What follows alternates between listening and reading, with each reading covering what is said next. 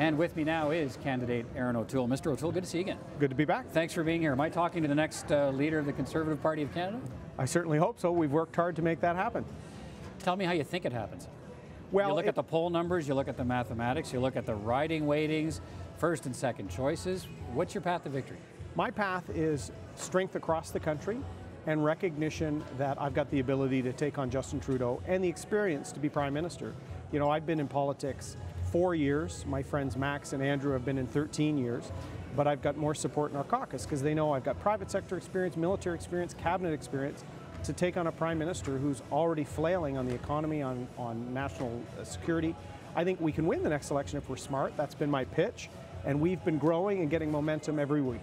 What do you think you've done better than the others in terms of trying to make sure you get support from party members and that you make sure that party members have actually gone out and competed and completed the voting process? Well, no one even comes close to our campaign on team and on policy. I've got the most support of members of Parliament, 31 MPs. I've got support from some strong senators. I've got provincial party leaders in Nova Scotia, in Yukon, across the country, depth of strong Conservatives standing forward with me. And then our policy document. When we put Great Country, my policy piece, on our website, it crashed our website. There were so many downloads, 11,000 in the first day. Conservatives like policy, and if we have the right ideas for our future, that's how we beat the Liberals. So I've been trying to put the team and ideas forward. The polls suggest that you might be at the top of a, if I can put it this way, of a second tier of candidates in support, in first ballot support, behind Maxime Bernier. First of all, do you accept that? What's your feeling of where you are? Do you think Max Bernier is in fact the front runner, and where do you think you fall after that? Well, I think Max has been in politics for 13 years. He's been in the race over a year. Many people say he's been running for many years. We've been in for 7 months, and we strategically made up ground very quickly. So we think we're in contention, not just in the first ballot or second ballot, but with second and third vote support.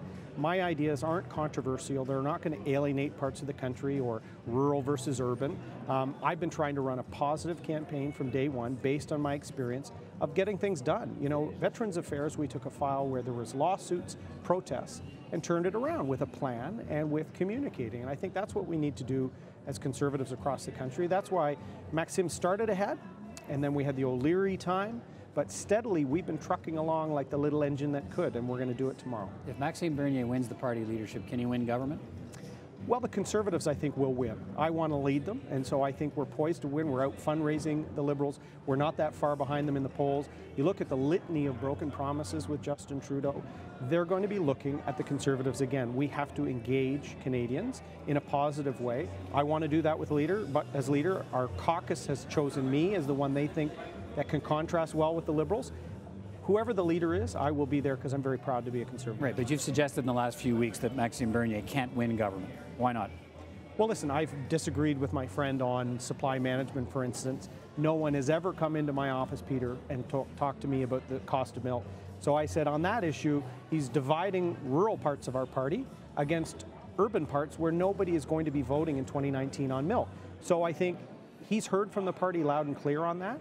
I've been trying to have policies for young people, my Kickstart program, that will actually bring more people to the Conservative tent, not push them out of it. But what he's saying now, I spoke to him today, what he's saying is, look, the party members decide. I'm pushing an end to supply management, but if they don't want it, I won't do it. What does that sound like to you? So when you say he's got controversial policies, he's putting them in the window, but it sounds like he's prepared to pull them down out of the window if people don't like them. Well, the party's already decided. We voted on this policy as a party at a previous convention. So the party's clear, the caucus is clear. That's why I think, you know, chasing what I've called rabbit hole issues down rabbit holes, as Max has, as some other people in this race have, that's not how we're going to win. We have to win by winning back the trust of Canadians. They know we're strong in the economy and on safe communities and a strong Canada in the world. We have to earn back that trust they place in us with their vote. I think, and I'll say this tonight, they liked Trudeau in the last election. They didn't like us, but they don't like what he's doing now. Okay, you also don't believe, you've been saying that you don't think Andrew Scheer's qualified to be the new party leader. Why not? I like Andrew a lot. You know, he is a little younger than me. I think I'm the second youngest in the race, but he's been in politics pretty much his entire adult life, and I think our House of Commons is meant to be made up of men and women that bring experiences and perspectives to office, whether it's farmers, whether it's business people, whether it's military people. That makes our commons better, and I think you have to show that you've had the ability to manage a cabinet portfolio before you step up and become Prime Minister and have responsibility over ministers of the government. So I think Andrew's a positive force in the party, no question, but I think he hasn't shown the ability to bring people together and accomplish things. Let's finish on this. What do you think the biggest challenge is for the new leader? And maybe it'll be you.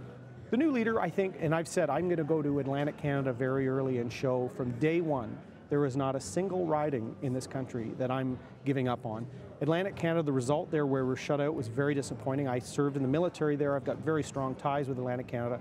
So I will go there to show that Conservatives are going to rebuild and win ridings in all parts of this country. So Atlantic Canada, parts of urban and suburban Canada, where I represent here in the Toronto area, we need to get out there quick to show them this race has us united. We've got great ideas, and we're going to hold the Liberals to account. All right, Erin O'Toole, good luck. Good to talk to you. Good to talk to you.